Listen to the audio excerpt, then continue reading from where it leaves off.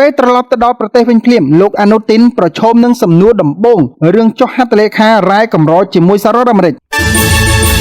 ទីក្រុងបាងកកក្រោយវិលត្រឡប់ចូលដល់ប្រទេសភ្លាមនាយករដ្ឋមន្ត្រីថៃលោកអនុទីនច័ន្ទវីរៈកុលបានប្រឈមទៅនឹងសំណួរជុំវិញការចុះហត្ថលេខាលើរ៉ែកម្រជាមួយសហរដ្ឋអាមេរិកដោយមិនបានប្រកាសដំណឹងជាសាធារណៈជាមុនដល់ប្រជាជនថៃការមិនប្រកាសជូនដំណឹងជាសាធារណៈមុននេះទាក់ទងនឹងការចុះហត្ថលេខារវាងនាយករដ្ឋមន្ត្រីថៃលោកអនុទីនច័ន្ទវីរៈកុលនិងប្រធានាធិបតីសហរដ្ឋអាមេរិកលោកដូណាល់ត្រាំបានបង្កឲ្យមានការចោទជាសំណួរជុំវិញរដ្ឋាភិបាលរបស់លោកអនុទីនដែលមានសុពលភាពត្រឹមតែ4ខែនិងអាចនាំទៅដល់ការតវ៉ាផ្នែកនយោបាយថែមទៀតផងយោងតាមការដកស្រង់សម្ដីដោយសារព័ត៌មាន The Nation ពេលចុះចតនៅព្រលានយន្តហោះនាទីក្រុងបាងកកនៅព្រលប់ថ្ងៃអង្គារទី28ខែតុលាពេលត្រឡប់ពីកិច្ចប្រជុំកម្ពុជាអាស៊ាននៅទីក្រុងកូឡាឡាំពួរប្រទេសម៉ាឡេស៊ីលោកអនុទីនបានទទួលសំណួរដំបូងពីការចុះហត្ថលេខាលើអនុសារណៈយោគយល់ដែលហៅកាត់ថា MOU ជាមួយសហរដ្ឋអាមេរិកជុំវិញអាជីវកម្មរ៉ែកម្រនេះលោកអនុទីនបានបញ្យល់ថា MOU មានគោលបំណងជាក្របខ័ណ្ឌត្រៀមទុកមុនក្នុងករណីដែលកំណប់រ៉ែកម្រ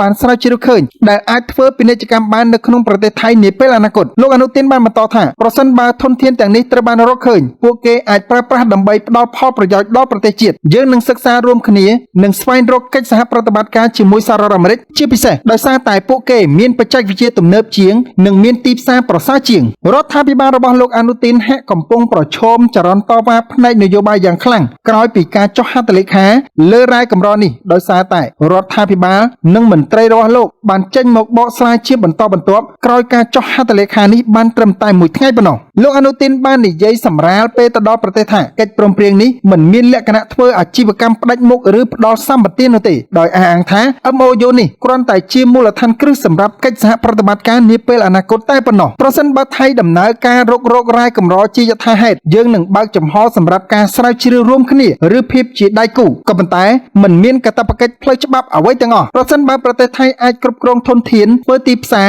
និងអភិវឌ្ឍបច្ចេកវិទ្យាដោយឯករាជ្យយើងអាចបញ្ចប់ MOU ហើយដំណើរការវាដោយខ្លួនឯងយោងតាមសេចក្តីសង្ខេបព័ត៌មានរបស់សេតវិមានលោកប្រធានាធិបតីដូណាល់ត្រាំនិងនាយករដ្ឋមន្ត្រីអនុទីនច័ន្ទវីរៈកុលបានចុះហត្ថលេខាលើ MOU ដែលនឹងធានានឹងធ្វើពិធីកម្មការផ្គត់ផ្គង់រ៉ែកម្រសំខាន់លើកកម្ពស់ភាពជាដៃគូរវាងក្រុមហ៊ុនអាមេរិកនិងថៃនិងបង្កើនភាពធន់នៃខ្សែសង្វាក់ផលិតកម្មផ្គត់ផ្គង់សកលផងដែរ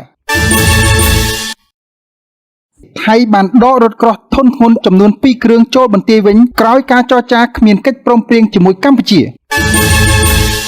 ទីក្រុងបាងកកកាលពីយប់ថ្ងៃអង្គារទី28ខែតុលាឆ្នាំ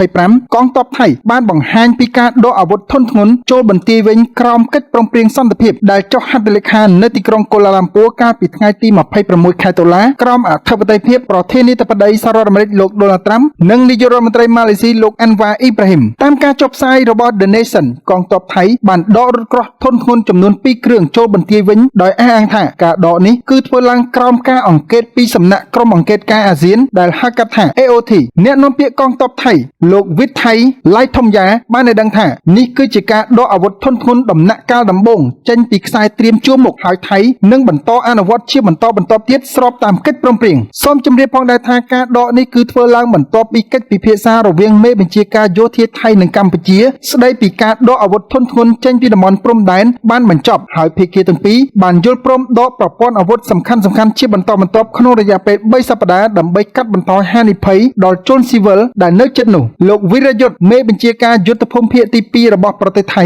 បានចាត់នាយសេនាធិការរបស់ខ្លួនជួបជាមួយមេបញ្ជាការយុទ្ធភូមិភាគទី4របស់កម្ពុជានៅប៉ុស្តិ៍ត្រួតពិនិត្យអចិន្ត្រៃយ៍ឆងឈុំក្នុងខេត្តសុរិន្ទដើម្បីកំណត់ផែនការជាក់ស្ដែងសម្រាប់ការរំសាយអាវុធជាដំណាក់កាលកិច្ចប្រជុំបានចាប់ផ្ដើមនៅម៉ោង 10 ព្រឹកហើយបានដំណើរការរហូតដល់ថ្ងៃត្រង់មុនពេលឈប់សម្រាកអាហារថ្ងៃត្រង់ហើយបន្តពីម៉ោង 1 រសៀលដល់ម៉ោង 4 រសៀលការពិភាក្សាត្រូវបានបញ្ចប់នៅម៉ោង 8 យប់បន្ទាប់ពីកិច្ចប្រជុំពេលរសៀលបានបញ្ចប់ដោយគ្មានការឯកភាពគ្នាពេញលេញការផ្ដោតសំខាន់គឺការដកអាវុធធុនធ្ងន់ចំនួន3ប្រភេទដែលចាត់ទុកថាមានគ្រោះថ្នាក់ដល់អាយុជីវិតជនស៊ីវិលគឺកាំជ្រួច BM21 ប្រព័ន្ធកំភ្លើងធំនិងរថពាសដែករួមទាំងរថក្រោះគណៈប្រតិភូទាំងពីរបានយល់ព្រមដកអាវុធទាំងនេះចេញពីតំបន់ព្រំដែនក្នុងរយៈពេល3សប្តាហ៍ខាងមុខតាមការពិភាក្សារវាងមេបញ្ជាការយោធាថៃនិងកម្ពុជាស្ដីពីការដកអាវុធធុនធ្ងន់ចេញពីតំបន់ព្រំដែនបានបញ្ចប់ទៅដោយមិនមានភាពប្រាកដប្រជា នាថ្ងៃអង្គារទី28 ខែតុលានេះទោះបីជាភាគីទាំងពីរបានយល់ព្រមដកប្រព័ន្ធអាវុធសំខាន់ៗក្នុងរយៈពេល3សប្តាហ៍ទៀតដើម្បីកាត់បន្ថយហានិភ័យដល់ជនស៊ីវិលដែលនៅជិតនោះនេះបើយោងតាមការចុះផ្សាយរបស់កាសែត Khosot លោកវីរយុទ្ធមេបញ្ជាការយុទ្ធភូមិភាគទី2របស់ថៃបានចាត់នាយសេនាធិការរបស់ខ្លួនមកជួបជាមួយនឹងមេបញ្ជាការយុទ្ធភូមិភាគទី4របស់កម្ពុជាដើម្បីកំណត់ផែនការជាក់ស្ដែងសម្រាប់ការរំសាយអាវុធទោះបីជាយ៉ាងណាក៏ដោយអ្នកយកព័ត៌មានបានដឹងថាកិច្ចប្រជុំនេះមិនទាន់មានការពិភាក្សាអំពីការដកអាវុធនៅក្នុងសប្តាហ៍ទី6ដែលជាដំណាក់កាលចុងក្រោយនៅឡើយទេការចរចាបន្ថែមទៀតត្រូវបានគេរំពឹងថានឹងបញ្ចប់ការកំណត់ពេលវេលានិងយន្តការសម្របសម្រួលសម្រាប់ការអនុលោមពេញលេញជាមួយនឹងកិច្ចព្រមព្រៀងសន្តិភាពកម្ពុជាថៃនាពេលថ្មីៗនេះ